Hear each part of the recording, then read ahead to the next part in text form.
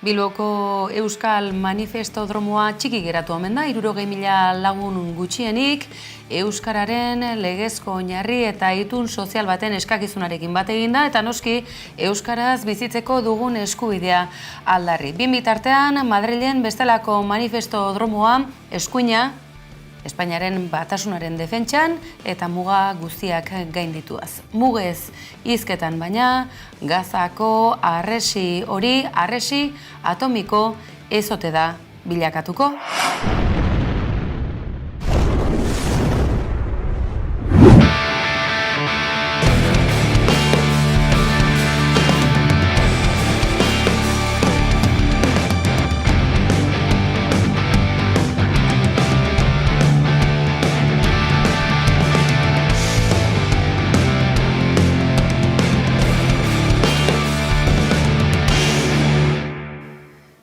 Gabon deizuela guztioi ongi etorriak kolpez kolpe antenatika eta albistegi azido zein fidagarri honetara. Asteburuak utzi diguna askorako eta ordu erdian guztiari xehetasunez heltzeko tarterik ez baldin badugu ere.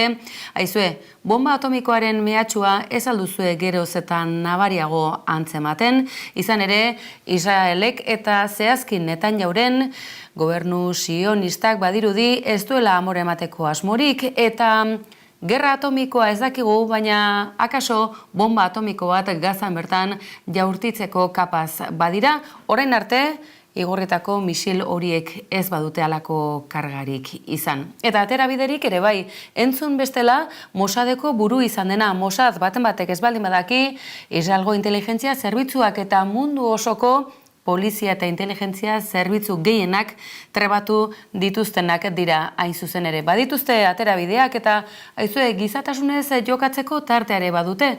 Gazan oraindik ere bertan harrapatuta dauden konzentrazio esparru erraldoi horretan heriotzaren zain dauden 2,5 milioi gazatiar horiek, tira, munduan 100 bat herrialdetan banatzea ez da izango hain gauza zaila eta oztasun guztiz esandako hitzak dira gainera.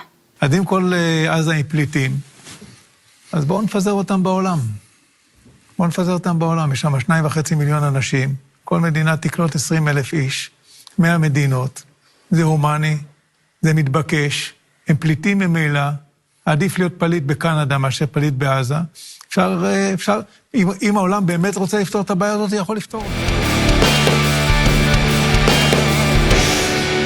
Gobernu sionistako kide izandakoa dau, ez dugu ahaztuko, Mossadek gainera zer nolako funtzioa bete duen, mundu mailako potentzia askoren inteligentzia zerbitzuak eta poliziak formatzerako orduan. Euskal Herria gainera ez genuke esango salbuespena izan denik horretan guztien. Edo nola ere, egoera berezian oso, Bilbon milaka izan dira asteburu honetan, euskaraz bizi ahal izateko beharrezko bermeak eskatuz, Bilbon Bizkaiko hiriburuan Euskal Metropolian esango dugu, Espainiako estatuan ere oso egoera berezia den une honetan gainera zuzen ere, eta guzti horri buruz hitz egiteko Parisa joatea baina gauza hoberik ez dugu, akaso bertatik perspektiba hobea izango duelako Maider Galardi, Gabon eta eskerrik asko geurean beste behin ere izateagatik. Maider, ziur gara, ez duzula parte hartzeko aukerarik izan Bilboko mobilizazio handi horretan, sareetatik, gaur egungo streaming zerbitzu guzti hauetatik, eta nola ez, bertan esandakoak bakarrik ez, bertan parte hartu duten ordezkariak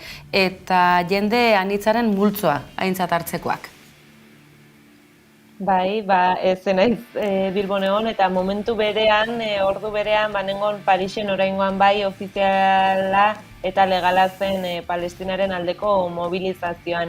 Parisek 2 milioi eta pasa biztanle ditu eta Euskal Herrian ere kasi 2 milioi izango gera, 2 milioi, 3 milioi artean, eta ni gehien harritu ninduena izan zen, olako manifestazio handi bat egotea Bilbon, 70.000 manifestari aipatu zituzten antolatzaileek eta hainbat hedabideek, eta Parisekoan berriz 60.000 bat geunden ez, halako aldarri ezakite unibertsal bat segika eta gurean berriz Euskal Herrian, hain partikularra den, baina handi berean hain unibertsala den kontu baten aldean justu gure hizkuntzan aritu eta hartatuak izan ahal izateko eskubidearen alde eta politikari zenbait zuen, eta zuzenbide arlotik etortzen ari den oldarraldiaren kontra.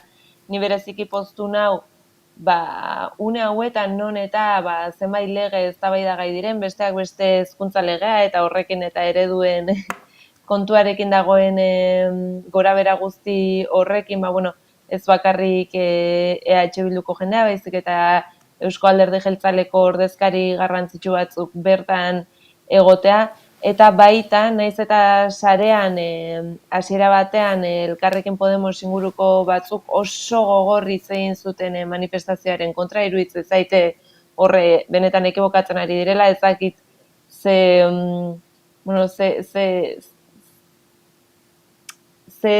onura elektoral lortu ditzaketen euskararen kontrako neurri horrekin, baina egia esan harritu nau esate baterako Gipuzkoako Foru Aldundietako bozeramaileak halako firmeziaz esatea ez zirela manifestaziora jungo, eta aldiz gero ikusi dugu nola beste ordezkari batzuk bai izan ziren manifestazioan, esate baterako Itzolearan eta horrek poztu nau izan ere bada eskubide baten aldeko mobilizazio bat, zure hizkuntzan aritu ahal izatea eskubide bat da, aitortutako eskubide bat da, eta ez bakarrik aritzea, baizik eta zerbitzuak ere herritar bezala, herritar oso bezala gure burua aldarrikatu nahi baldin badugu, hori ezinbesteko aldagaia da. Iruditzen zait kontseiluak lan handia egin zuela sensibilitate diferentetako jendea elkartzen, eta erantzuna ere tamainakoa izan dela. Behin baino gehiotan aipatu zuten mobilizazioan okerrez baldin banago, aurrera egin behar dela, ez manifestazioan bakarri, baizik eta bihartik aurrerakoan ere lanean jarraitu behar zala, eta nik uste orain unea dela, instituzioek ere jaso dezaten kalean egindako enbite hori edo ikusitako haserrealdi hori, eta berriz esango dut, hilabete gutxi geratzen dialako Eusko Jaurlaritzako legegintzaldi hau bukatzeko, eta hortxe egongo dialako ahalik eta ondoen itxi nahian hezkuntza legea, eta nik uste dut orain ordezkari politikoei eta instituzioei dagokiela ikustea hiru ereduen modeloak gortuta dagoela, eta beste zerbaitetan gaudela nahiko baldin badegu benetan euskalduna den Euskal Herri batean bizi. Dena elkar batu delako, horretan zalantzarik ez da, hezkuntza legearen auzia ez dijoa alde batera. Hainbat kazetariren kexua ere, antzeman genuen, larun batean goizean bertan, Bildarratz sailburuak halako kazetarientzako gosari bat antolatu da zuelako, eta deigarria egin zitzaigun nola manifestazioaren atarian bertan, hizkuntz ereduen gainean Euskal Herria Bildurekin, Eusko Alderdi Jeltzaleak duen ikamika hori hain agerian geratzea. Euskal Herria beti da entretenigarria, politikoki, ikusten delako, familia politikoek, baituztela elkar txokeak diren puntu beltzak, eta are gehiago gobernagarretasunean, ezta? Eusko Alderdi Jeltzaleak eta Alderdi Sozialistak egin barreko oreka horiek kasu honetan hankamotz geratu direlako edo agerian, manifestazioan ez duelako parte hartu besteak beste Alderdi Sozialistak eta horren gaineko ikamika izan delako mai gainean. Baten bati irakurtzen genion, Bildarratz sailburuak bere burua ere arriskuan ez ote duen ikusten, hezkuntza lege honek aurrera egiten ez baldin badu, datorren garai honetan sailburu izateko edo jarraitzen segitzeko arriskuan ere egon daitekelako. Edo nola ere, Maider, gaur aipagai dugu asteburuko mobilizazio, baina guzti horretan ekarri nahi genuen kolpez kolperen platoan izan genuelako joan den asteburu honetan. Hain zuzen ere mobilizazio honetan lehen lerroan ikusten dugu naize otaino, aikaren eleduna bai kolpez kolperen platoan, baina kontseiluak ditutako mobilizazio jendetsu honetan azken batean bozeramaile eta deitzaileen artean pixuzkoen artean zen otaino, argi eta garbi esan zuen hemen bertan, plato honetan bertan, itun politiko hori, itun sozial hori beharrezkoa dela, eta orain arte euskara nolabait arautu duten lege horiek sendotu, berritu eta eguneratu egin behar direla, baldin eta euskarak bere bidea ofizialki eta dagokion maila instituzional, politiko zein sozialan egingo baldin badu. Garrantzitsua da euskara babesten duten lege horien oinarriak berrikustea, euskararen auzia gai zentrala izatea.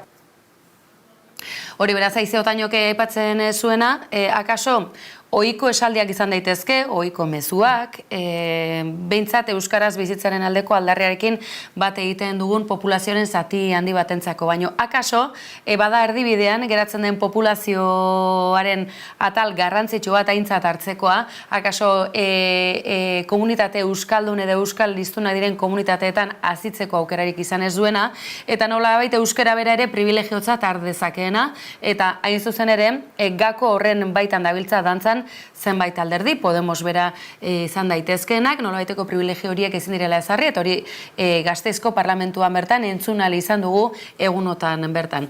Zein izan daiteke populazioari luzatu beharreko mezu hori, akaso euskararekin bestelako harremana dutenak, euskara akaso maitatzen edo maitatzeko aukera izan ez duena, baina euskaraz bizitzeko eskubidea baduela gogora ekarri behar zaiona eta ez dela privilegio kontua gutxi batzuena behintzat. Bai, nik uste, askotan eta urte askotan gure hizkuntza zaharraren eta nondi datorrenaren jakin min incierto horretik sortu dugu halako irudi bat, erromantikoa gure hizkuntzarekiko, pixkate ideia abstraktuetan oinarritua, eta nik uste lurra hartu behar dela, badukala ez da bakarrik adiera simbolikoa, baizik eta ondorio material konkretu batzu dazka hizkuntza batean aritu aldizateak, eta ondorio materiala dituen enean, kondizio material batzuengatik gurutzatuta dago, eta kasu honetan egia da, ez baldin baduzkazu baliabideak euskaraz alfabetatzeko, gero pentsa dezakegula privilegio kontua dela, baina nik betik nire kuadrilaren adibide berdina jartzen dugu, gure kuadrilan 20 gara, lasarte eza bereziki herri euskal hiztuna, konparatuko badegu gainera gure inguruko eskualdearekin, eta hala ere gure kuadriako gurasoek erabaki zuten D ereduan matrikulatzea, badago beste eskola bat B eredukoa dena, eskola publikoan, eta eta gure kuadrilaren erdia ez dator familia euskaldunetatik, eta hala ere euskera da gure hizkuntza behikularra, ez da kuadrilan.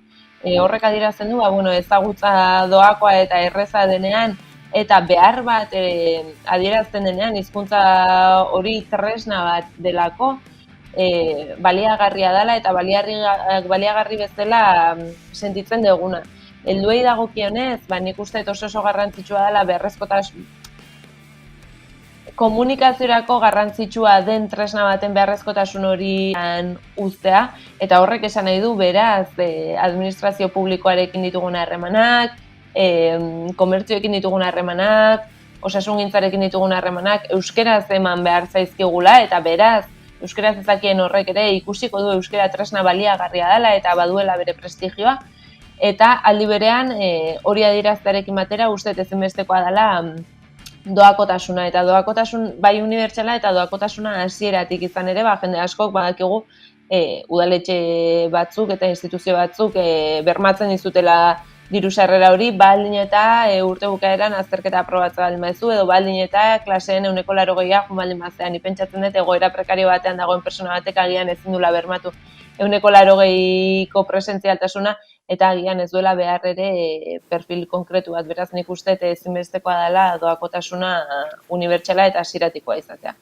Eta A eta B eredu horiek hain ezagun izan direnak, Araba, Bizkaia eta Gipuzkoan inolako etorkizunik ez dutela, honezkero frogatutzat eman direlako, eta tira, ea hezkuntza lege horrek ere zer nolako bidea urratu, edo eta beste hamarkada batzutarako gaia enkistatuk eta utziko ote diguen. Ereduz ari garela, goazen greba feministara jauzi egitera, itzakia honekin, izan ere baditugu kontu interesgarri batzuk, hasteko eta behin, baten batek esango du, nik berri handirik ez daukat kontu honi buruz, guazen aterrizatzen astera, eta asteko eta ben ikus dezagun, honezkero, denon bizitzak erdigunean jartzeko aldarria helburu duen talde sustatzaile egitasmo mugimenduak berak zer nolako mezua dakarren azaroaren 30 begira jarriaz. Bizitzaz ari gara, denon bizitzaz ari gara, nireaz, zureaz, gureaz. Hablamos de beber dignamente. Euskal Herrian bizitzeaz, herrian lan egiteaz. Ereiteaz eta jasotzeaz, denon bizitzak zaintzeaz. Cuidados en todos los momentos y en ámbitos de la vida. Gure gorputzen, komunitateen eta lurraren iraunkortasunerako. Eta zein garrantzitsua zaintza, hiritarren zaintza, sorpresa txiki bat ekarri dizuegu, sare sozialak zaila da guztia behar bezala jarraitzea, hori ere aitortuko dizuegu, eta saiatuko gara geure tarte labur honetan nolabaiteko zertzela batzuk ekartzea, baina gaur hautatutako hauxe dagoazen Eibar aldera, hauxe erantzun azkar bat, ea jarriko zaituztegu pelikularen amaieran, spoiler bada, eta atzera egingo dugu, eta kontatuko dizuegu zer gertatu den, Eibarko udal batzan, azararen 30 begira, zaintza sistema publiko aldarrikatzeko ditutako greba feminista eta orokorra den horrekin lotuta. Eskerrik asko. Hurrengoa? Jon Iraola alkatearen erantzuna, laburra, oso laburra, kontua zein da, azaroaren 30ean, greba orokorrera deia egin den egun berean, Eibarren festak direla. Uste dugu oinarri zintzo, arduratsu eta konprometitu batzuetatik abiatzea garrantzitsua dela. Horregatik ezin dugu beste alde batera begiratu, eta San Andres eguneko egitaragua lehenetsi. Inkompatibleak dira. Inkompatibleak direla, eta zein izan da eskaera zehatza? Jon Iraola, azaroaren 30ean Eibarren zaintza edo festa. Eskerrik asko. Maider Galardi, aizu, gizonak behar bezala interpelatuak sentitzen dira, ala, akaso azaroaren 30 begira, edo azaroaren 30 ezote diogu askotxo eskatuko? Bitu, justo, bantxe, artikulo bat idazten ari naiz horri buruz, nire familiako gizonezko batek asteburuan galdetu didalako ea greba zertan da, zerrez, parte hartu beharrote luken, ala ez.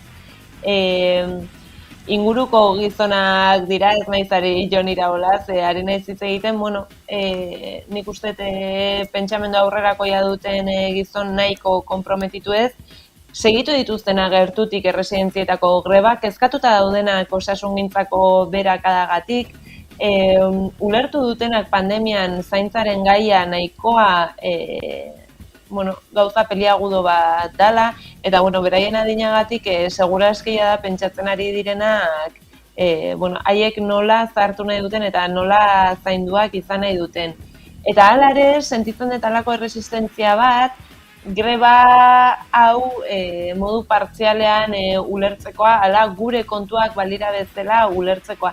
Eta horrek argi eta garbi uzten du gizartean dagoen kontzepzioa, eta da zaintza emakumeoi dagokigula, ez? Eta preseski hain zuzen ere horretan, zure kolega baten hitzak ekarriko ditugu, Maider, honi ze gehitu nahiko zenioken. Platoan izan dugu, Zurine Rodríguez sustatzailean artean da. Zer dio, kontatu zigun besteak beste, metalgintzako delegatu sindikalekin izandako hartu emanetan ere alaxe galdetzen ziotela, eta nola konbentzituko ditugu metaleko langileak, gizonezkoak gehiengo zabala, greba honekin parte hartzera?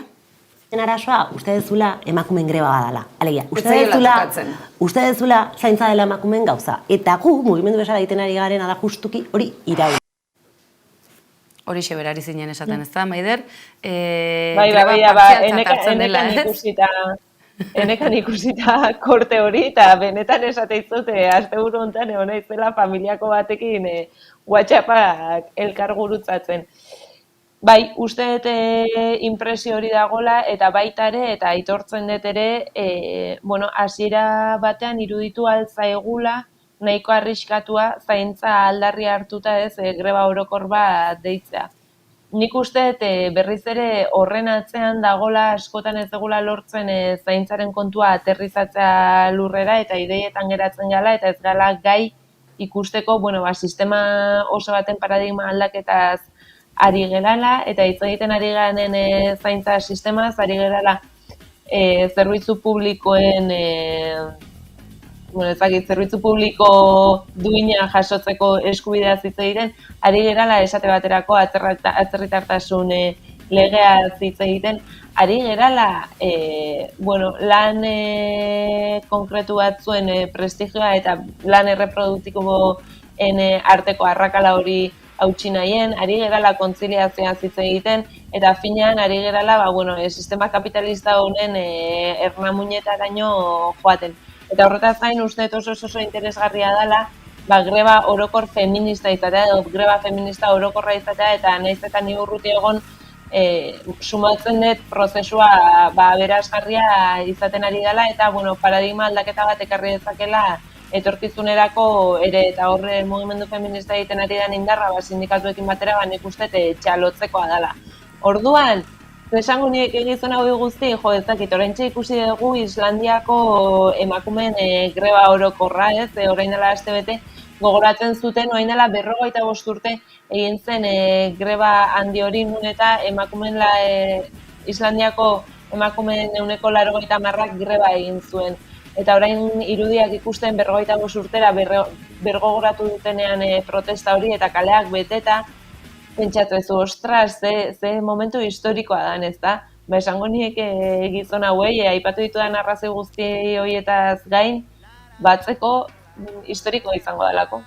Historikoa izango dela, pentsatzen dugu gainera badirela, ez dakite nolabaiteko misoginia ez da izango, baina oraindik ere retizentzia asko dituztenak, eta emakumeok alduntutzat hartzen ez gaituztenak, aritzeko bai sindikalgintzan edo eta politikagintzan oroar, eta zaintza sistema bezain gauza egituraskoaren aurrean, oraindik ere normaltasunez bizitzen dituztenak emakumeozkok jaiotzez, halako privilegio berezi batzuk ditugula, eta halako ez dakit sentiberatasun berezi bat zaintza lan horiek guregan hartzeko. Askotan oso sibilinoak direnak gainera, eta de facto geuregan euri ziprizinak bailiran, ez da, xirimiri horrekin azitzen garelako, eta helduarora ere hala iristen garelako. Aipatzen zigun gainera, June Jartzak berak, Plato honetan bertan, bereziki kezkatzekoa dela emakume gazteek izango duten etorkizuna. Populazioaren murrizketaren ondorioz, zaintza lan horiek ere, oraindik ere biderkatuagoak ere izan daitezkelako, eta datorren belaunaldiak bereziki jan dezakelako pastelau oso osorik. Bukatu zaigu gaurko denbora, Maider, ondo iruditzen bazaizu, gaurkoz behintzat, azaroaren 30 begira, dagoeneko sare sozialetan, azken ordutan ikusi ditugun irudiekin agur esango dizugu, baina bakizu datorren astelehenan ere hemen nahi zaitugula, zure beharra dugulako astero, eskerrik asko, Maider. Eskerrik asko zuei, ondo izan. Zaintza eskubide kolektibo gisa. Derecho kolektibo al cuidado. Pertsona guztiok bizi osoan zehar, askatasunez eta konpromisoz, zaintzeko eta zainduak izateko eskubidea. Euskal Herriko zerbitzuek ez dituzte dauden beharrak asetzen.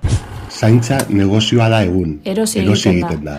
Alduenak erosten du. Besteo familiaren esku uzten dugu. Familiako emakumeen gain. Denbora gutxiago dugu bizitzeko eta prekarioagoak gara. Zaintza lanak emakume eta pobreziaren sinonimo dira. Muchas mujeres migradas vivimos situaciones graves de explotación. Sostenga ezina da eredu hau. Privatizazioarekin amaitu. Sistema kapitalista, arrazista eta heteropatriarkalak gainditu. Euskal zaintza sistema publiko duina behar dugu. Langileen eta erabiltzaileen baldintza justuak bermatuko dituena. Zaintzen duen jendartea nahi dugu. Con responsabilidad social para conseguir comunidades fuertes. Bizitza bizigarria da zaintzen baldin bada. Bizitza bizigarria da zaintzen baldin bada. El 30 de noviembre a la Olga. Zaintza eskubide kolektiboaren alde. Azaroaren 30 denok.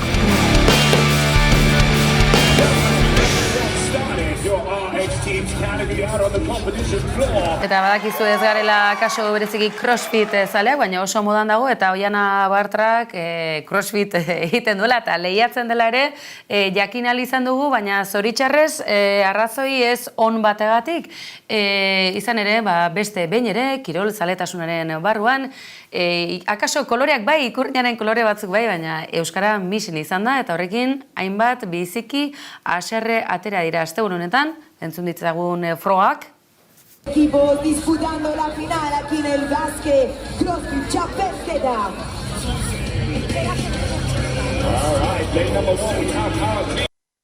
Ingeles garbian eta Espainiar garbian txapelketaren azentoa, euskal azentoa ondo erabilia dago. Hori aitortuko dugu, baina oroar ikusten duzue zenolako moda dagoen, euskara nonbait kokatu bai, baina gerora misin egoteko erabat. Kirol kontuetan edonolare badugu bestelako konturik eta crossfitetik goazen futbol kontuetara, izan ere Alabaseko Armailetan, Mendizorrotzan, egun hauetan Palestinarekin elkartasunez hainbat ikurri ikusi ahal izan ditugu eta Armailetan ikusitako ikur horiekin oso konformez eta behin Alabesen partida bukatu ondoren ikusi zer gertatu den.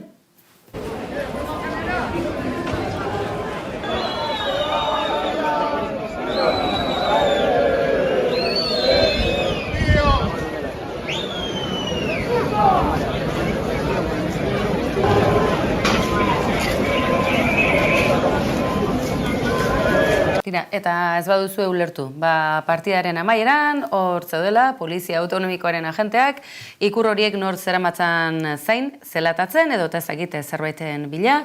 Zer esan ematen segitzen du beraz, gogora ezazue, futbol estadioak direla, Palestinarekin, elkartasunez, azken garaiotan ere, albiste ditugun guneak.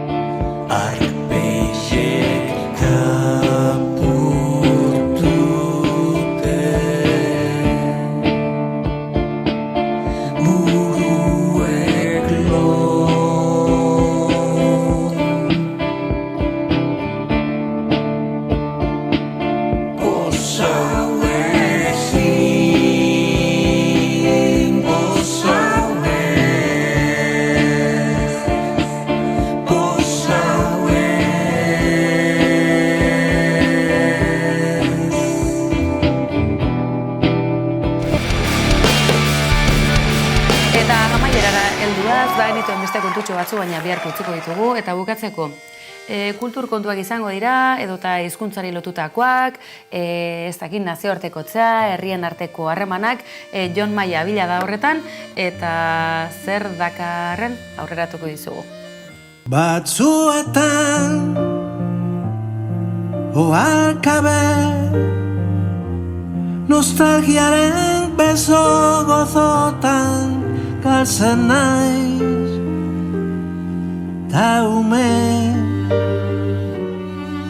itzuli. Naizek estrenatu duen abestia izan da, entzun berri duzuena eta horixen, atrebitu da. Silvio Rodríguez euskaraz aritzera nostalgia du abestiak izena, badakizue, bersio bat ere badela eta Jon Maiak alaxe ekarri du Euskal Herrira eta itzakia honekin, bagoaz doinu goxo hauen artean eta badakizue, gu goxo-goxo baina azido ere bai, hemen izango gaituzuela egunero eta hortxe bertan nahi zaituztegula egunero bezalaxe, eskerrak eman eta noski, bihar arte, gabon pasa. Ahotsak gogoratzen ari naiz orain Ametsak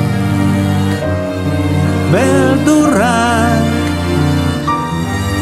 talagunak